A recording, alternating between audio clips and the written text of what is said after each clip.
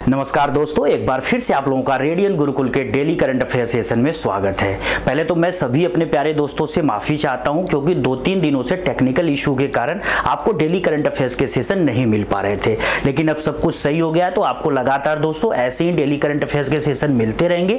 दोस्तों आज के सेशन में हम उन्हीं पिछले 2-3 दिनों की जो इंपॉर्टेंट कुछ करंट अफेयर्स हैं जो आपके एग्जाम में 100% पूछे जाएंगे उन्हीं को कवर करेंगे। तो देखिए आज की वीडियो की जो सबसे बड़ी न्यूज है वो है कि सेबी यानी कि security Exchange Board of India का 11वां अध्यक्ष कौन बना है। ये बहुत बड़ी न्यूज है दोस्तों, क्योंकि जब जब सेबी का अध्यक्ष बनता है कोई व्यक्ति तब तब वो क्वेश्चन एग्जाम में आपसे रिपीट होता है। तो चलिए दोस्तों आज के सेशन को इसी बड़े क्वेश्चन के साथ शुरू करते हैं, और जो भी प्यारे दोस्त चैनल पर नए हैं वे चैनल को सब्सक्राइब कर लेंगे ताकि उनको लगातार इस तरह के और वीडियोस मिलते रहें। दोस्तों आज के सेशन की बड़ी न्यूज है, who was appointed as the new chairman of the Securities Exchange Board of India यानी कि सेबी ऑन February 27, 2025। तो देखिए दोस्तों 27 फरवरी 2025 को सेबी का 11वां अध्यक्ष, ये भी नंबर बिल्कुल याद रखिएगा, ये बने हैं सेबी के 11वें अध्यक्ष और इनका नाम है दोस्तों तुहिन कांत पांडे।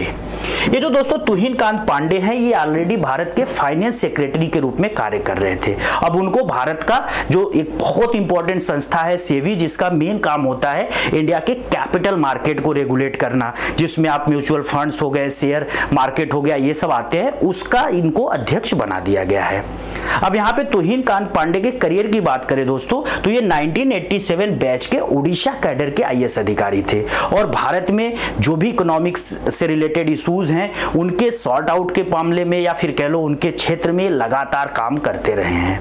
और एक चीज यहाँ पे और आपको याद रखना है कि सेबी के जब एक 11वें अध्यक्ष बने हैं तो इन्होंने किसको रिप्लेस किया है, जो आपके आने वाली एग्जाम में 100% पूछा जाएगा। उनका नाम है दोस्तों माधवीपुरी बुच। अब देखिए जो माधवीपुरी बुच हैं ये सेबी को संभालने वाली पहली महिला अध्यक्ष बनी थी। 3 सालों का सेबी के अध्यक्ष का कार्यकाल होता है, इन्होंने अपना कार्यकाल पूरा कर लिया। अब इनकी जगह पे तुहिन कांत पांडे 3 सालों के लिए अपॉइंट कर दिए गए हैं। सेबी की अगर स्थापना की बात करें दोस्तों तो सेबी का जो एस्टैब्लिशमेंट हुआ था 1988 में, लेकिन इसको सांविधिक जो दर्जा या कह लो एक तरीके से लीगल जो स्टेटस इसको दिया गया था वो 1992 में दिया गया था, जब इसको सेबी एक्ट के तहत मॉडिफाइड किया गया था। और सेबी का जो मुख्यालय है दोस्तों ये भी आपसे आने वाले एग्जाम में पूछा जा सकता है, वो भी बिल्कुल याद रखिएगा, मुंबई में है दोस्तों। इसके बाद दोस्तों आज के सेशन का एक और इंपॉर्टेंट क्वेश्चन देखते हैं, which of the following companies is the highest direct tax paying company in India for the financial year 2024-25। तो देखिए जो करंट फाइनेंशियल ईयर चल रहा है इस फाइनेंशियल ईयर में सबसे ज्यादा डायरेक्ट टैक्स या फिर कह लो कि एक तरीके से जो प्रत्यक्ष कर होता है जिसमें इनकम टैक्स, कारपोरेट टैक्स आते हैं, वो पे करने वाली सबसे बड़ी कंपनी कौन सी है। तो जी दोस्तों उसका नाम बिल्कुल याद रखिएगा, रिलायंस इंडस्ट्रीज लिमिटेड। मुकेश अंबानी की जो रिलायंस कंपनी है वो भारत में सबसे ज्यादा टैक्स पे करने वाली कंपनी बनी है। उसने इस साल भारत में लगभग 25,000 करोड़ रुपए का कारपोरेट टैक्स पे किया है। देखिए दोस्तों अगर कोई व्यक्ति इनकम कमाता है तो उसकी इनकम पे जो टैक्स लगता है उसको इनकम टैक्स बोलते हैं, लेकिन कंपनियां अगर इनकम कमाती हैं तो कंपनियों के इनकम पे जो टैक्स लगता है उसको कारपोरेट टैक्स या फिर निगम कर कहते हैं। और ये दोनों कर होते हैं डायरेक्ट टैक्स। डायरेक्ट टैक्स ऐसे करों को बोला जाता है जिनके वेट को या फिर कह लो जिनके भार को आप किसी दूसरे को ऊपर ट्रांसफर नहीं कर सकते। ये कर जिस व्यक्ति पे लगता है अंतिम रूप से उसी को इस कर को पे करना होता है। तो यहाँ पे जो कर का विवर्तन होता है वो पॉसिबल नहीं है, यानी कि टैक्स शिफ्टिंग डायरेक्ट टैक्स में पॉसिबल नहीं होता है। यहाँ पे टैक्स का वेट और टैक्स का जो अंतिम भार होता है सब कुछ एक ही व्यक्ति पे पड़ता है। तो बिल्कुल याद रखिएगा दोस्तों, रिलायंस इस साल भारत की सबसे ज्यादा डायरेक्ट टैक्स पे करने वाली कंपनी बनी है। उसको कुछ कंपनियों ने फॉलो किया है, जिसमें आप देख सकते हो टीसीएस, टाटा कंसल्टेंसी सर्विसेज जो कि 15,000 करोड़ रुपए के आसपास टैक्स जमा कर रही है, वेदांता ग्रुप, एचडीएफसी बैंक और इन्फोसिस। ये इंडिया की टॉप 5 कंपनीज हैं जिन्होंने इस साल के फाइनेंशियल ईयर में सबसे ज्यादा जो है कि यहाँ पे टैक्सेस पे किए हैं दोस्तों।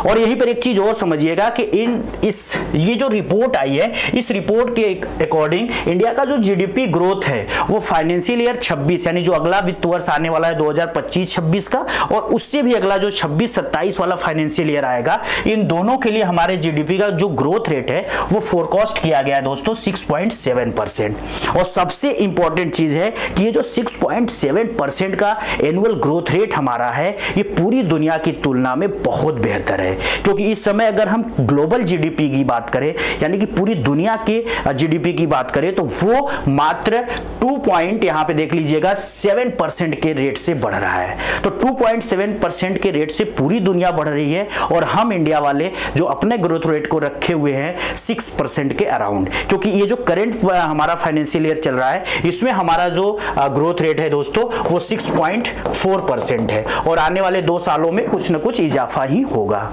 इसके बाद दोस्तों आज के सेशन का एक और इंपॉर्टेंट क्वेश्चन देखते हैं। धर्मा गार्जियन, बहुत बड़ा न्यूज है दोस्तों। Exercise recently seen in the news in February 2025 is conducted between India and which country. तो भारत किस देश के साथ मिलकर ये धर्म गार्जियन नाम का जो सैन्य अभ्यास है इसको कंडक्ट कर रहा है? तो बिल्कुल दोस्तों देश का नाम याद रखना है, जापान।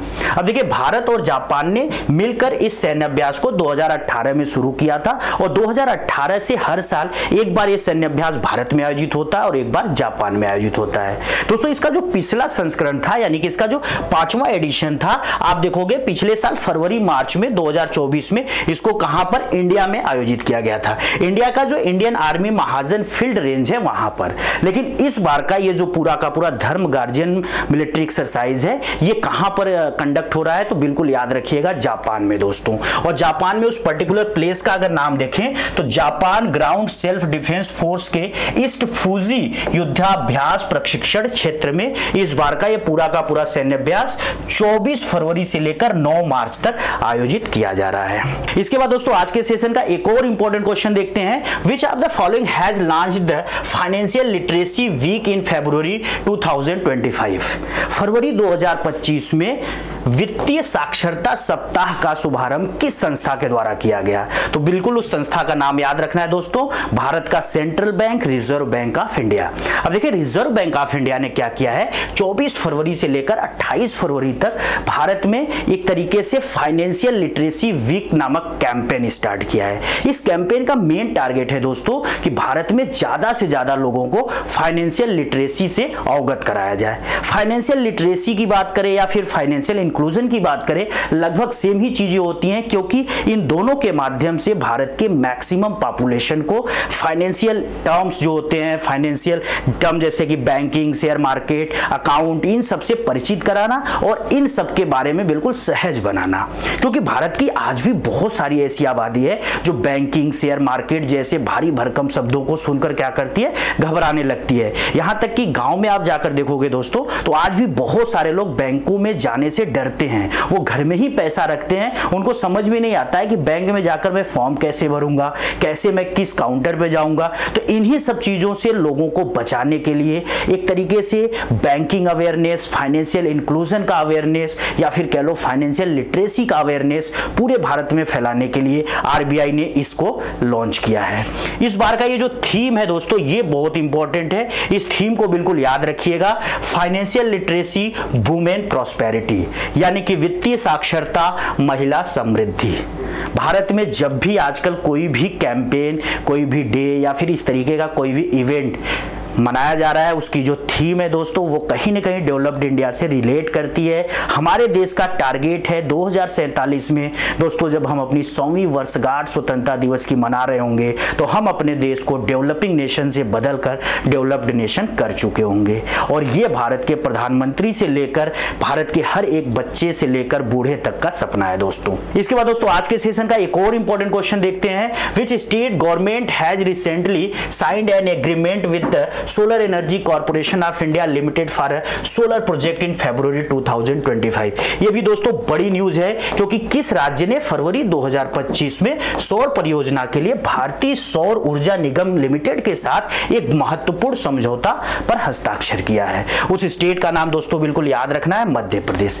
अब देखिए मध्य प्रदेश में रिसेंटली हुआ क्या, 24-25 फरवरी के बीच में एक उसकी कैपिटल भोपाल में वहां पर ग्लोबल इन्वेस्टर समिट का आयोजन किया गया। जो ग्लोबल इन्वेस्टर समिट था दोस्तों, इसका मेन टारगेट मध्य प्रदेश सरकार की यही थी कि ज्यादा से ज्यादा जो इन्वेस्टर्स हैं उनको अट्रैक्ट करना और ज्यादा से ज्यादा कंपनियों को मध्य प्रदेश में अपनी कंपनी के ब्रांचेज या फिर फाउंडेशन को स्थापित करने के लिए क्या करना, प्रमोट करना।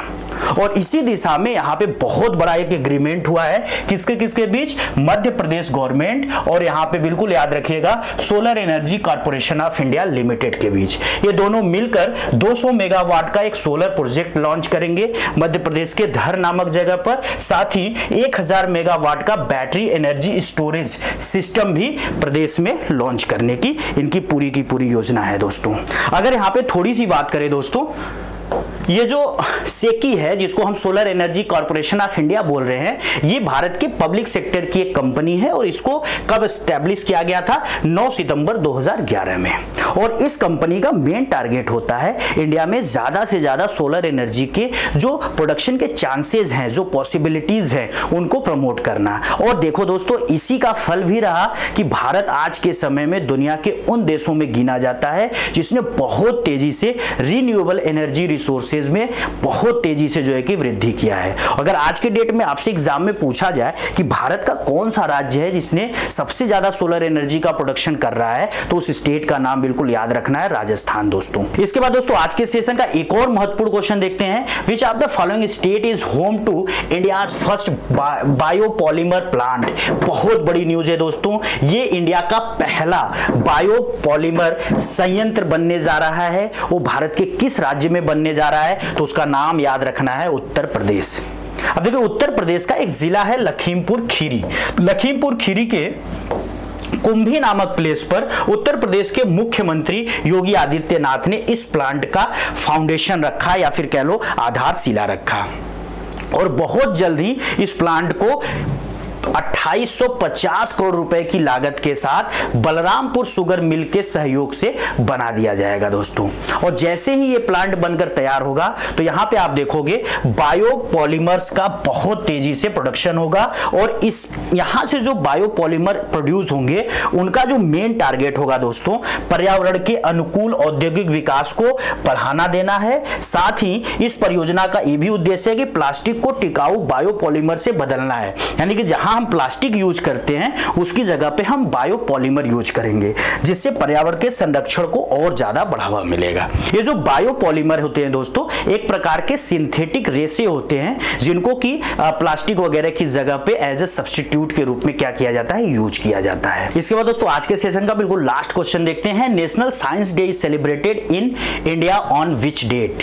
वो डेट है बिल्कुल दोस्तों याद रखना है, 28 फरवरी। अब देखिए 28 फरवरी को भारत में राष्ट्रीय विज्ञान दिवस मनाया जाता है। अब ये क्यों मनाया जाता है, उसका कारण है दोस्तों, क्योंकि 1928 में भारतीय भौतिक वैज्ञानी श्री सीवी रमन के द्वारा एक इफेक्ट खोजा गया था जिसको रमन इफेक्ट बोला जाता है। और इसी रमन इफेक्ट की खोज के कारण इसमें एक्चुअल में लाइट का स्कैटरिंग दिखाया जाता है जिसको हम प्रकाश प्रकीर्णन बोलते हैं।